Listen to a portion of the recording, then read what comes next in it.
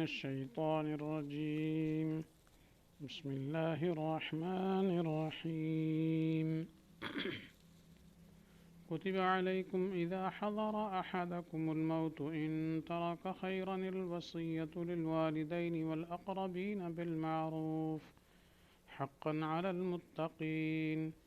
فمن بدله بعدما سمعه فإنما إثمه على الذين يبدلونه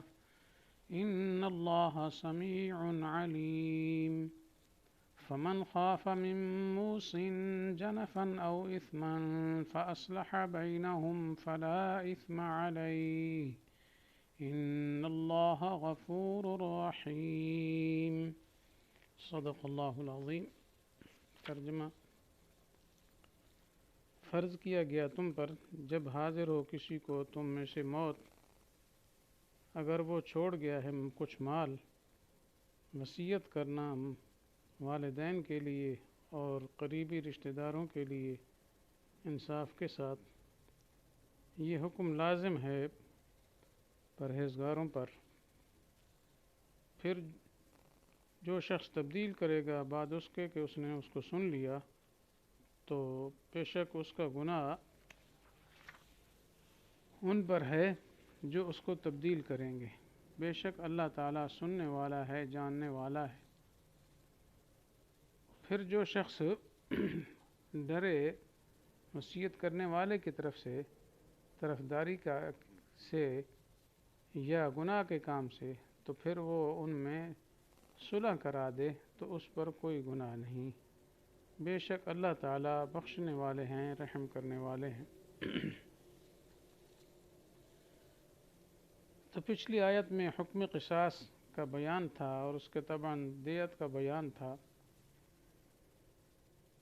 وہ ذکر ہو چکا ہے کہ اصل قاتل نے جب قتل کر دیا تو ورثہ مقتول جو ہے وہ اگر قصاص لینا چاہتے ہیں تو قصاص ان کا حق بنتا ہے.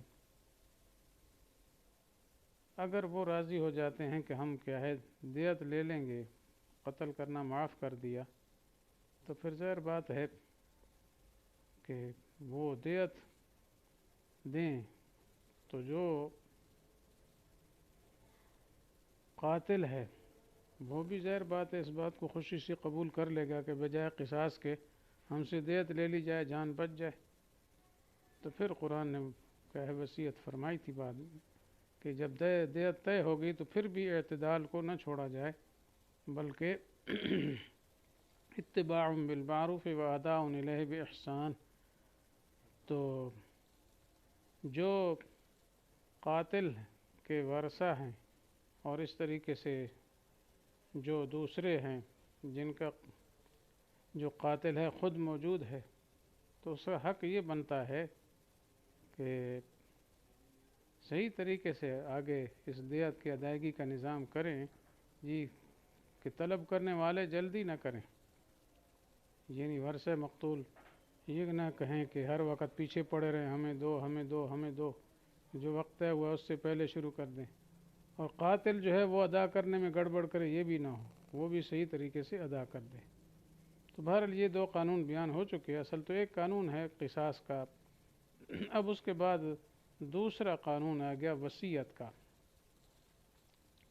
تو وصیت کا مطلب یہ ہوتا ہے، ویسے تو اس کا معنی ہے کہ کسی کو حکم کر دینا دنیا میں یا آخرت کے بعد کا، بہرحال مطلقاً حکم کرنے کو وصیت کہا جاتا ہے. لیکن عرف کے اندر اب وصیت کا لفظ مشہور اسی لفظ میں ہے کہ ایک آدمی جب کوئی حکم کرتا ہے کہ میری موت کے بعد یہ کام کرنا، اس کو وصیت کہا جانے لگا. تو اب اس آیت میں وصیت کا ذکر ہے. اصل میں ابتداء اسلام میں یہ تھا کہ عام طور پر لوگوں کی وراثت صرف ان کی اولاد میں تقسیم ہوتی تھی. باقی جو قریبی رشتہ دار تھے، مثلا والدین ہیں جی یا اور قریبی رشتہ دار ہیں، تو ان کا حصہ مال میں تو نہیں ہوتا تھا. البتہ ان کے حق میں مرنے والا وصیت کرتا تھا کہ یہ حصے فلاں فلاں کو اتنے دے دیا جائے اور باقی مادہ میری اولاد تقسیم کر لے. پہلے یہ تھا اسلام کی ابتدا میں. تو اسی حکم کو یہاں بیان کیا جا رہا ہے، کتب علیکم اذا حضر احدکم الموت، یعنی جب کوئی آدمی قریب المرگ ہو جائے، موت کے آثار سامنے آ گئے ہیں، تو اس پر وصیت کرنا فرض ہے، وصیت کرنا فرض ہے۔ لیکن یہ اس وقت ہے جب مال شال چھوڑ گیا ہو، یہاں خیرن سے مراد مال ہے، یعنی اگر اس کا کوئی مال ہے تو پھر وصیت فرض ہے، کس کے لیے؟ والدین کے لیے اور قریبی رشتہ داروں کے لیے، لیکن انصاف کے ساتھ کرے، ایسے ہی نہ کرے کہ سارا مال ہی وصیت میں دے جائے، جی بلکہ ثلث میں وہ وصیت کر سکتا ہے دوسری دلائل کو دیکھتے ہوئے۔ اور یہ وصیت تھی، فرمایا حقا علی المتقین، یہ کیا ہے؟ متقین، یعنی متقی لوگوں پر یہ لازم ہے۔ تو یہ تو وصیت تھی۔ اب اس کے بعد فرمایا کہ کوئی اگر گڑبڑ کرتا ہے، مثلا وصیت کرنے والا وصیت کر کے مر گیا، لیکن بعد میں کسی نے کیا ہے تبدیلی کر دی، جو وصیت کو سن رہے تھے، مثلا موت کے وقت جب موت کے قریب جو اس نے باتیں کی، وصیت کی، اس وقت جو لوگ سن رہے تھے تو وہ اس وصیت کو نہیں چاہتے تھے، مثلا اولاد ہی ایسی تھی، وہ کہتے تھے اوروں کو نہیں دینا چاہیے یا کوئی تھوڑا دینا چاہیے، تو بہرحال اس کے مرنے کے بعد انہوں نے کیا ہے صحیح سننے کے بعد پھر تبدیلی کی جان بوجھ کر کے، جی اس نے تو یوں کہا تھا، یوں کہا تھا، یا اپنے زور سے تبدیلی کر دیتے ہیں کہ ہم اس نے نصف کی وصیت کی ہے، یا مثلا فلاں چیز کی وصیت کی ہے، یہ ہم نہیں دیتے، ہم اور دیں گے، تو بہرحال تبدیلی کرتے ہیں، اگرچہ وصیت کرنے والے نے صحیح وصیت کی تھی، تو اب سننے والے جو تھے بعد والے، جی سننے کے بعد اس نے تبدیلی کی ہے اور گڑبڑ کی ہے، اور اصل جو وصیت تھی وہ نافذ نہیں کی ہے، وہ تبدیل کر کے کی ہے، تو فإنما اسمہ علی الذین یبدلونہ، فرما اس کا گناہ ان لوگوں پر ہے جو اس کو تبدیل کریں گے۔ ظاہر بات ہے وصیت جب وہ صحیح کر گیا تو اب اس کی وصیت کو نافذ کرنا لازم تھا، کس پر؟ سننے والوں پر، ورثہ پر، جنہوں نے سنا تھا، چاہے وارث ہوں یا دوسرے،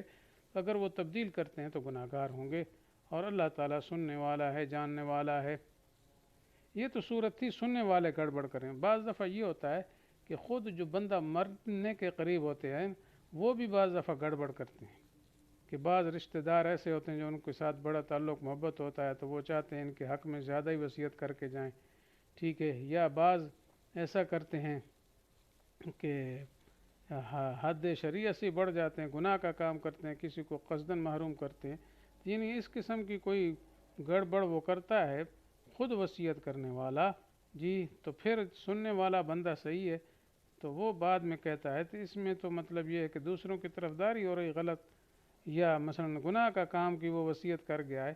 جی تو ان کے ورثہ میں آپس میں لڑائی ہو جائے گی، گڑبڑ ہو جائے گی، تو وہ درمیان میں آ کر کے صلح کرا دیتا ہے، جی اور غلطیاں ختم کر دیتا ہے، تو پھر بھی کوئی گناہ نہیں ہے۔ تو کیونکہ بعض دفعہ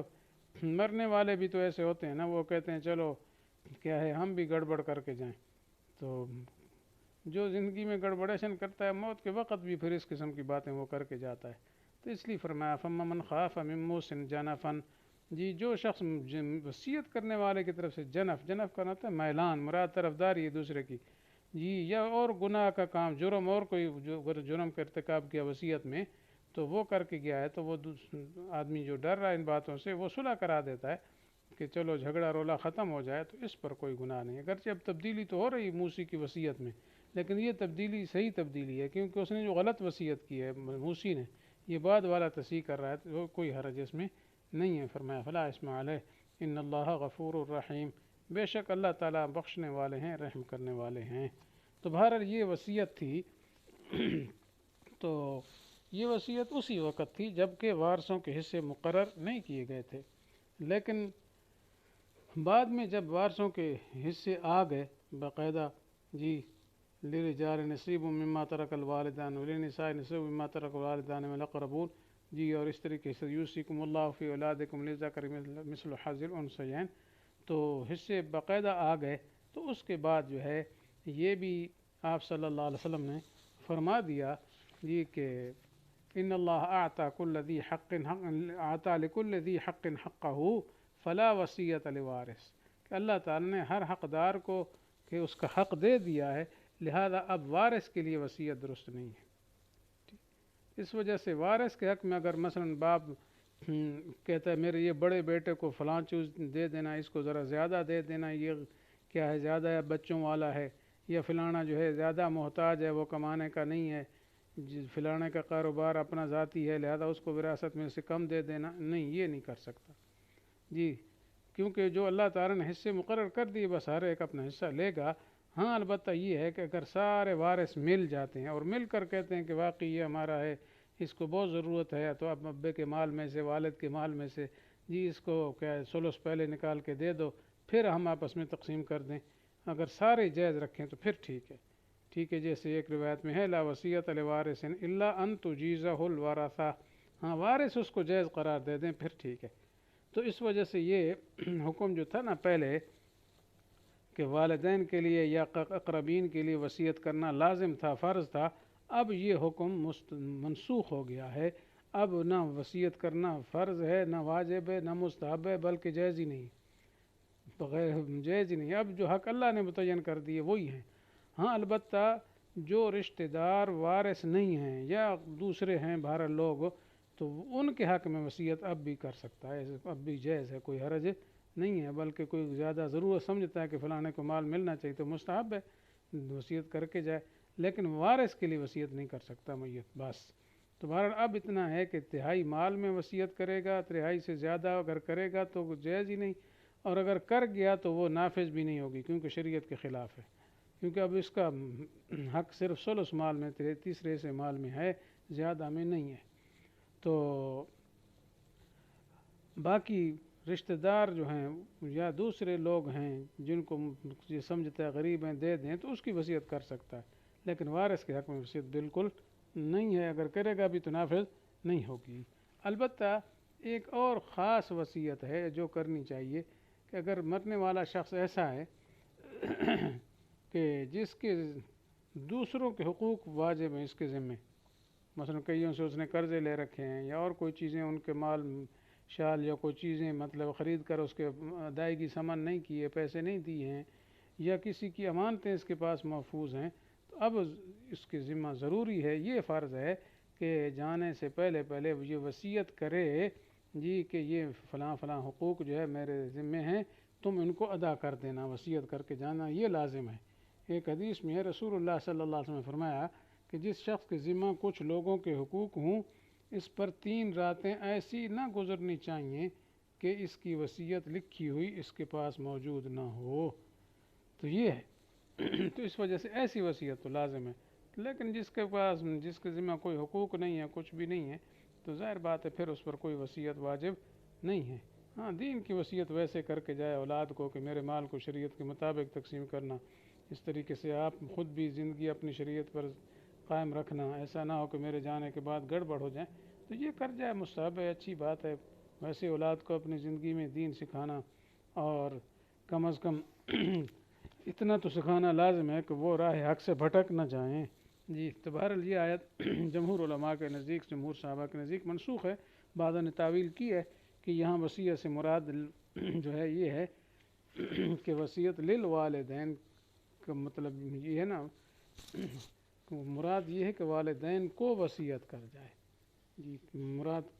کہ والدین کو وصیت کرے کہ میرا مال جو ہے صحیح طریقے سے وہ تقسیم کریں اور تقسیم میں گڑبڑ نہ کریں۔ تو اس وجہ سے یہ ہو تو پھر آیت کا مفہوم بن جاتا ہے اور منسوخ ماننے کی ضرورت نہیں پڑ جاتی کہ اس قسم کی وصیت کرنا کہ مال میں چھوڑے جا رہا ہوں تو تم شریعت کے مطابق میرے مال کو تقسیم کر دینا، تو یہ حرج ہے۔ لیکن